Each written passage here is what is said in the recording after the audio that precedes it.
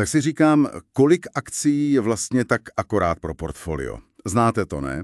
Třeba investor Petr má jich 237, pořád to sleduje, ale výnosy nic moc.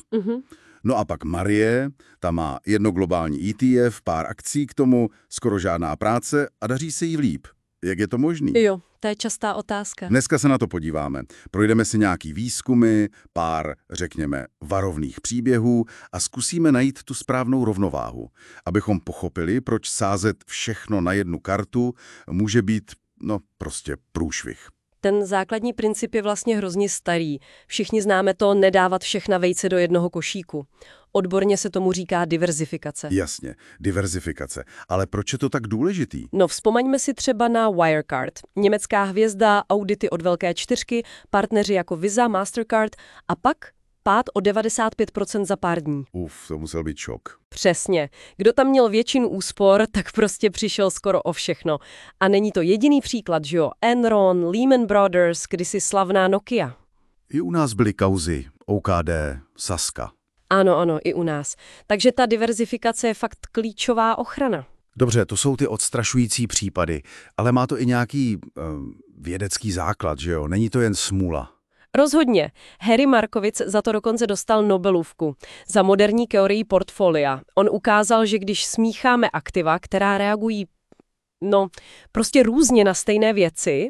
Jako třeba akcie ropné firmy a aerolinky? Přesně ten příklad. Když zdraží ropa, aerolinka má vyšší náklady, akcie můžou jít dolů. Ale ta ropná firma naopak vydělá, její akcie porostou. Aha, takže se to tak nějak vyrovná. Částečně ano, jeden zisk kompenzuje druhou ztrátu a to celé portfolio pak méně kolísá.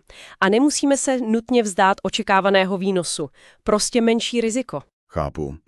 Diverzifikovat je tedy nutnost, ale zpátky k té otázce, kolik těch různých akcí teda potřebuju. 10, 50, nebo těch Petrových skoro 240. No ty výzkumy se úplně neshodnou na jednom čísle, ale směr nám dávají jasný. Už v 60. letech Evans a Archer ukázali, že těch prvních, řekněme 10 až 20 akcí odstraní většinu toho specifického rizika. Jako riziko krachu té jedné firmy. Přesně tak.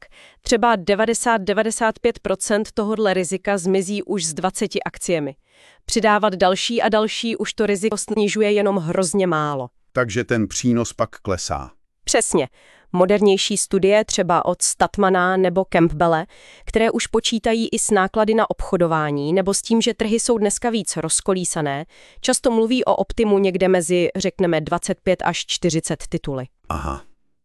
Takže víc musí být nutně líp. Co to znamená pro toho našeho Petra? No, pro Petra to znamená hlavně spoustu práce navíc. Analyzovat stovky firem, sledovat je, to riziko mu to už asi moc nesníží, ale náklady časové i finanční mu určitě rostou. Existuje proto i nějaký termín, ne? Něco jako... Jo, říká se tomu diversification, jakože diverzifikace, která škodí. Prostě přehnaná a špatně udělaná. Je to náročný, stojí to poplatky, může to být i daňově míň výhodný. Rozumím, takže cíl pro většinu lidí je spíš těch 20 až 40 akcí. Ale asi nestačí jen ten počet, že?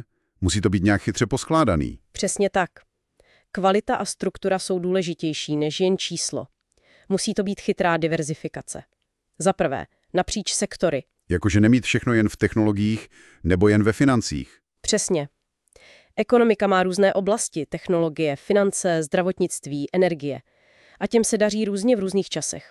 Vzpomeňte na rok 2022, technologie padaly, ale energetika rostla. Takže rozložit to. Kolik tak v jednom sektoru max? Obecně se doporučuje nemít v jednom sektoru víc než tak čtvrtinu portfolia, zhruba. A co ta geografie? Hodně Čechů má rádo české akce. To je problém. Může být, říká se tomu home bias, náklonnost k domovu. Ale naše pražská burza je malá, titulů je málo, je to hodně soustředěný do pár sektorů, třeba technologie tu skoro nejsou. Takže koukat i ven? Určitě. Globální diverzifikace je klíčová. USA, Evropa, Asie, možná i rozvíjející se trhy. Tím se sníží závislost na jedné ekonomice. A pak ještě podle velikosti firem. Velké stabilní, střední, malé, rychle rostoucí. Namíchat to podle toho, kolik rizika člověk snese. A ještě ten čas, že? Pravidelné investování. Ano, časová diverzifikace, dollar cost averaging, pravidelně menší částky. Tím se průměruje nákupní cena a snižuje riziko, že nakoupíte všechno zrovna na vrcholu. Dává to smysl. Ale teď ta věčná otázka. Mám si vybírat jednotlivé akcie, nebo je prostě jednodušší koupit ETF? To je přece diverzifikovaný samo o sobě. No, obojí má svoje. ETF, ty fondy obchodované na burze, vám dají okamžitou diverzifikaci. Často stovky, tisíce akcí najednou. Nízké náklady, málo práce, super pro začátek nebo jako základ portfolia. Ale Kupujete vlastně průměr trhu.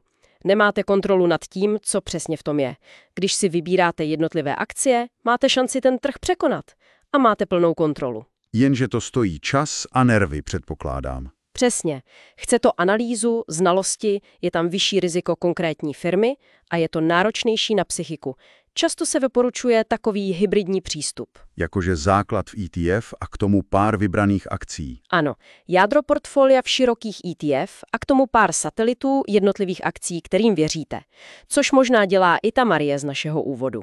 Dobře, tak řekněme, že mám sestavené takové rozumné portfolio. 20-30 akcí nebo ETF a pár kousků. Hotovo, mám klid.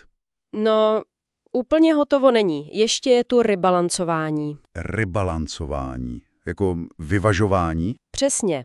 Jde o to pravidelně vracet portfolio k tomu původnímu rozložení, jaké jste chtěli mít. Protože časem se ty váhy mění, že jo? Něco vyroste víc, něco míň. Takže když mi technologie vyrostou moc, tak část prodám a přikoupím něco, co je levnější. Přesně tak. Třeba jednou za rok, nebo když se to odchýlí o určitý procento.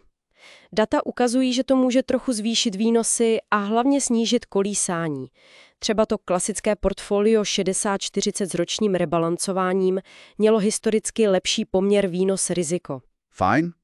Takže když to shrnu, zdá se, že pro většinu z nás je optimum někde mezi 20 a 40 kvalitními akciemi. Ale možná ještě důležitější než to číslo je, jak je to namíchané sektory, regiony, velikost firem. Přesně. Kombinace ETF a pár akcí může být hodně efektivní. Takže ten přístup Marie z úvodu ETF plus pár akcí dává pro hodně lidí větší smysl než snaha Petra spravovat stovky titulů. Přesně tak. A možná ještě jedna myšlenka na závěr. Ta diverzifikace, to není jen pojistka proti krachu jedné firmy, jako byl Wirecard. Je to hlavně strategie, jak zůstat na trhu dost dlouho. Aby se projevil ten dlouhodobý růst a složené úročení. Přesně. Aby člověk přežil ty propady a dočkal se těch dobrých časů. Takže stojí za to se zamyslet, jak na tom to moje portfolio vlastně je. Není čas na malou revizi.